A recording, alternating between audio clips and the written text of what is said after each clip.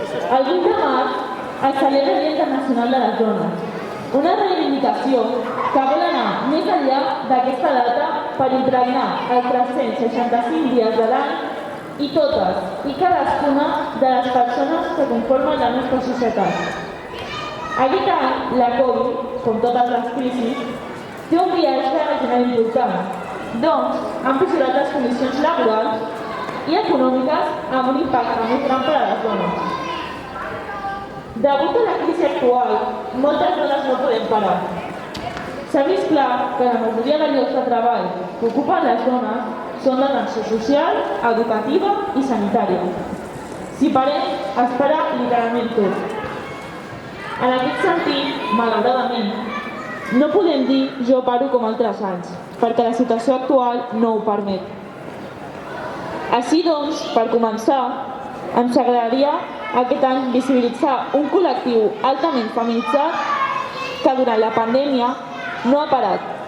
Un col·lectiu que acompanya cada dia a la gent gran, a les persones sense sostre, a les dones maltractades, als infants desprotegits i a totes aquelles persones en situació de risc d'exclusió social. Ens referim al tercer sector social, un sector ple de dones. Aquest any les volem visibilitzar. Volem nombrar-les i donar-los un reconeixement que poques vegades tenen.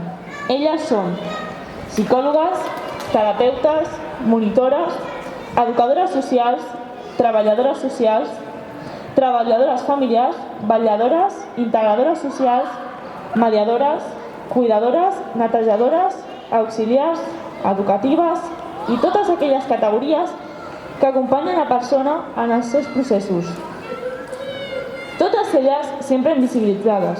Han hagut de fer front a una pandèmia sense tenir els equips necessaris ni els recursos necessaris, perquè, com sempre, és un sector contínuament castigat i altament precaritzat. Elles no han parat, no poden parar, lluiten per un món millor. Creuen que un canvi és possible, creuen en les persones i en la justícia social i, en aquesta crisi, han fet grans esforços. Per això avui els volem dedicar aquestes paraules. Avui us enviem molta força, companyes.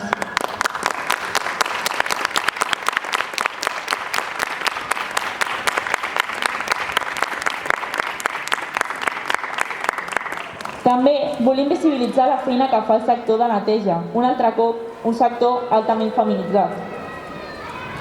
Elles tampoc poden parar i gràcies a elles les nostres oficines, carrers, centres, etc. són més segurs. Tampoc ens oblidem de les racialitzades en situacions de precarietat, les eternes oblidades. Moltes d'elles han hagut d'afrontar una situació de desprotecció total en aquesta pandèmia. Dit això, volem destacar que durant aquesta pandèmia l'Estat ha creat unes mesures més repressives per a nosaltres, condemnant-nos la sobrecàrrega que suposa assumir totes les cures, de fills o de la llar, i que paralitzen les nostres vides. Ens obliguen a mantenir actiu el sistema capitalista neoliberal global a través del teletreball sense fomentar polítiques reals de conciliació. Durant el confinament domiciliari estricte, les dones van manifestar el gairebé el 60%, que érem nosaltres les que ens ocupàvem de manera principal o en exclusiva de les tasques domèstiques. A més, gairebé d'immediat que es va detectar el confinament, es va desencadenar l'altra pandèmia, la de les violències masclistes, feminicidis, elaboració i més consum de pornografia infantil, racisme, xenofòbia, sentències injustes patriarcals, llibertat d'expressió per part de partits d'ultradreta que ens volen submises. És a dir, els agressors han fet el possible i l'impossible per posar de manifest el seu poder. Escolta la impotència, la ràbia i el dolor de moltes dones que han estat despullades com a efecte dels abusos dels agressors i la violència institucional. En la seva absència de resposta, ha estat dur per les persones que col·laborem en entitats. Feministes sabem l'efecte que té les grans institucions que havien de donar resposta. No sempre ho fan. Aquesta revictimització té l'efecte, entre d'altres, de reafirmació de l'abús i la vivència que res o molt poc es pot fer.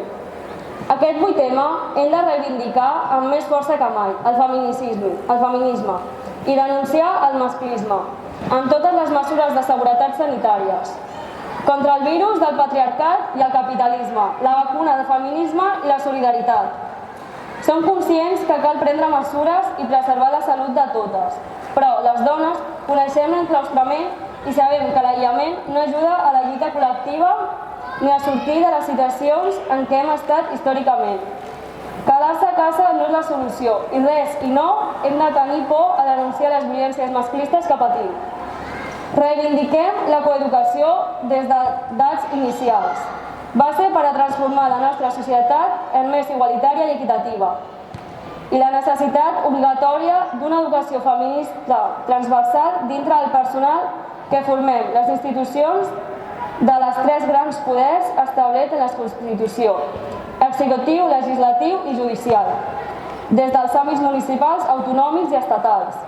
Aquest 8 tema ens sumem a les mobilitzacions per continuar lluitant i denunciant aquest sistema heteropatriarcal, colonial, homofòbic i